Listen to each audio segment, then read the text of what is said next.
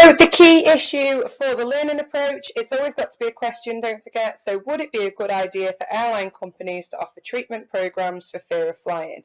Don't forget, the first bit of any exam question will ask you to state your key question, and that's what you need to write. You need to make sure that you've stated the question.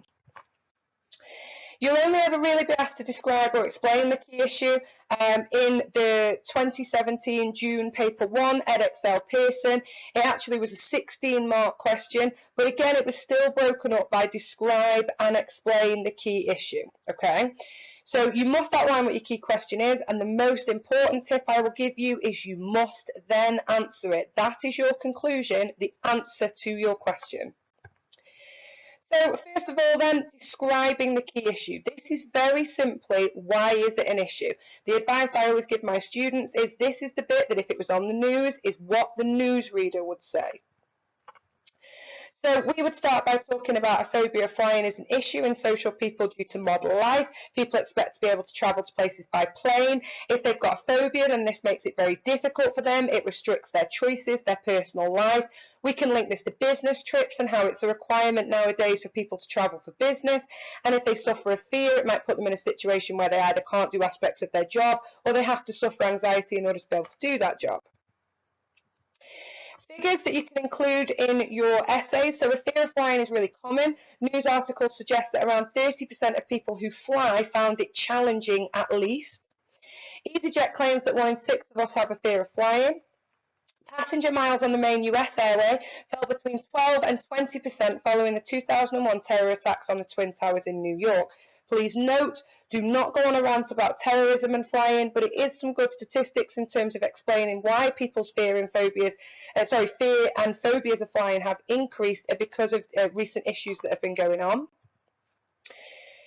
Companies are offering help, so EasyJet offer a fearless flyer approach. It's £189, including an in-flight experience, and it is actually a systematic desensitized approach that they take. However, it's very, very, very costly. So should it be the responsibility of the airlines, because that's actually what your question is? Data shows that there are significant numbers of people who fear flying, which makes it an issue in society. So it does warrant investigation and interest. So you're justifying why this is an issue in society. Since the airlines themselves are responsible for the passengers, it's obviously argued that it should be them that provide the support. Moving on to explaining the issue. We're going to explain the issue using principles from the learning approach, and we're going to start by classical conditioning. So we're explaining the acquisition of the phobia through classical conditioning and how, whether it's a news report on terrorism or the 2010 terrorist attacks in America, whether it's turbulence that then allows them to become afraid, whatever it is, we're arguing that the fear of phobia itself has been acquired through classical conditioning. This then allows us to explain the maintenance of the phobia through operant conditioning. So we might be talking about this idea of somebody who gets afraid on a plane might get a little bit more attention from the air hostesses, might get a little bit more attention from whoever it is that they're flying with, and therefore that phobia has been maintained through positive reinforcement. We might explain the issue through social learning theory, which is obviously a little bit different. This idea with Bandura's research to support that if we're watching a role model be afraid of flying, so a parent or a grandparent, we're more likely to imitate that behaviour and model that behaviour ourselves. Linking it back to the question then at the end, these theories offer explanations to how the phobia is acquired and maintained, but why should it be the responsibility of the airlines to fix the problem by offering treatment programmes? We're obviously arguing that it's their responsibility to get them to their chosen destination safely. And actually by doing that, the amount you pay for flights now, they're talking about them becoming quite pleasurable and part of your holidays. Current programs are expensive and therefore inaccessible to some people, and maybe they need to review this and make it a little bit more optional to everybody and open to everybody who may suffer with this phobia. We're then going to talk about how the fear can be treated, so this idea of systematic desensitization, so the idea that if we're accepting that phobias are acquired through classical conditioning, what's been learned can be unlearned.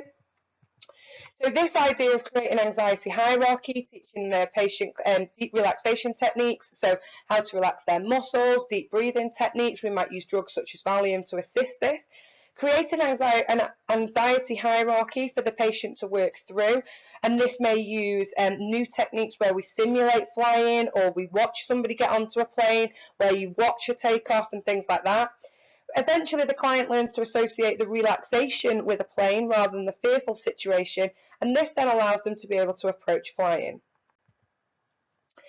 Evidence and research to support this. So we're not going to go on AO3 where we start saying strengths and weaknesses, but it's important to highlight that CAPAFONS has shown that systematic desensitization is a really successful treatment for fear of flying. Where the treatment group received the systematic desensitization, they did show a reduction in their fear compared to a control group where aspects of the flying actually got worse. Program uses classical conditioning, so a fear response may have been associated with flying for the same reason that Pavlov explained it with his dogs. Classical conditioning principles are used to replace relaxation with anxiety, and this too would help to try and decrease the anxiety that comes along with going on holiday, such as sorting out a work situation so that holiday is less stressful. There's different bits of research again that you can use. There's another example on the screen and another one here. What's really important is that you remember technique when you're talking about this in an exam question. So I mentioned at the beginning that the A2 paper 1 June 2007 for Pearson had a 16-mark question in this, and what was really important with this is the technique that you use when you were writing. You have to remember the AO1 and that the AO1 is making up half of this essay. If you go straight into what systematic desensitization is and CAPAFONS and how it can be successful, you're capping yourself at a level 2 answer because you haven't included the AO1. The AO1 can include anything from what's the key question, why is it relevant, or how is it relevant, how does it affect people's lives in society, how does it affect society as a whole, how does it affect individuals. Are there examples that you can use to show the key question, so you can talk about the idea of terrorism, making this a little bit more relevant. And then the AO2 needs to come in, which is what we've just talked about. So theories and how theories can be used to explain the key question, how it's developed in today's society, how theories have developed, how they can reduce or possibly eliminate the impact on society, so how systematic desensitization can remove the fear of flying to make it better for society, and any other concepts that you can think of as long as they were listed on the specification. As I mentioned at the beginning, the best way to answer this is to weave, and the most advice I can give you is to start your essay by outlining what your question is, and then you must come back and answer your question at the end. So whether you do think airlines have a responsibility or not to offer treatments for fear of flying.